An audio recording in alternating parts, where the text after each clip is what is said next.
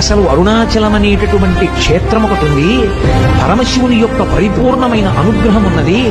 అక్కడికి వెళ్ళాలనేటటువంటి కోరిక పుట్టడం జరగదు. ఎందుకని?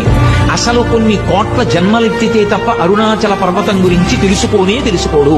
అరుణాచల ప్రవేశమునకు ముందు, అరుణాచల ప్రవేశము తరువాత అని జీవుడికి విభాగం చేస్తారు. అసలు వీడెప్పుడైనా అరుణాచలం వెళ్ళాడా చూస్తారు. అరుణాచలం వెళ్ళాడు, ఆ జీవుడి స్థాయి వేరు. అరుణాచలం వెళ్ళలేదు, ఆ జీవుడి స్థాయి వేరు.